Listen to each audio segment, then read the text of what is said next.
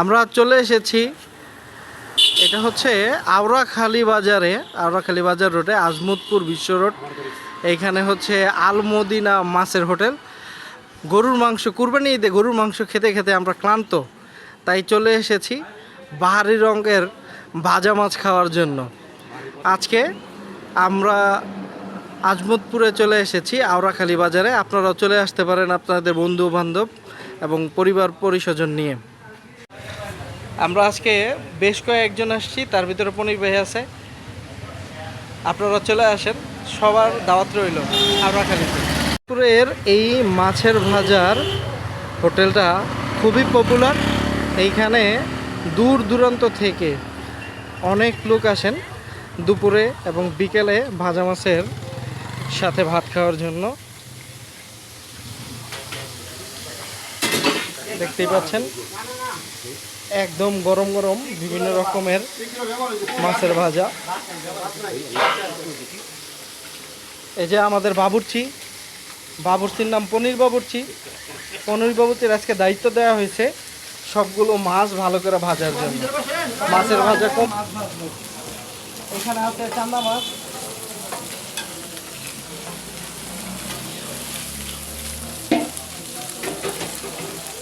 মাছ ভাজা হইতেছে তো নাকি? হ্যাঁ হ্যাঁ, একদম পারফেক্ট। শুরু কর, বলবে একটু।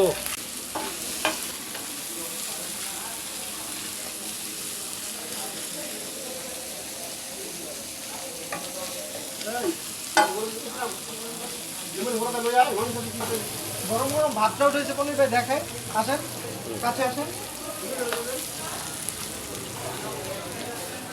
ঠিক আছে। এই যে এইমাত্র গরম ভাত উঠানো হয়েছে, গরম ভাতের সাথে একদম মচমচা ভাজা মাংস বলতেছি, মাংস খেতে খেতে ক্লান্ত আমরা, তাই চলে এসেছি মাছ ভাজা খেতে।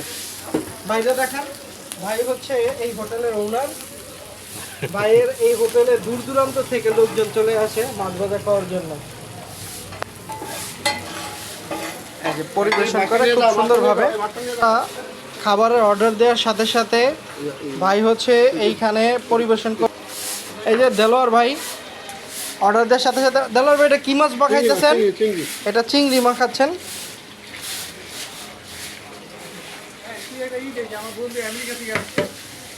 এই যে দেলোয়ার ভাই চিংড়ি এইখানে দিয়ে দিল। দেলোয়ার ভাই দিচ্ছে তেল।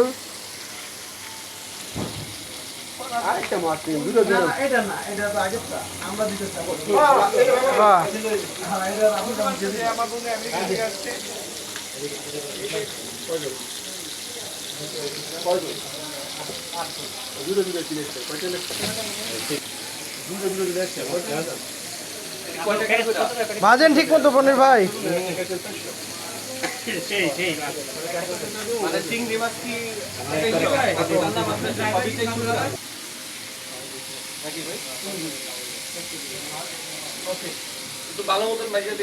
ঠিক আছে, দেখা যাক সব ভাজা শেষ হোক।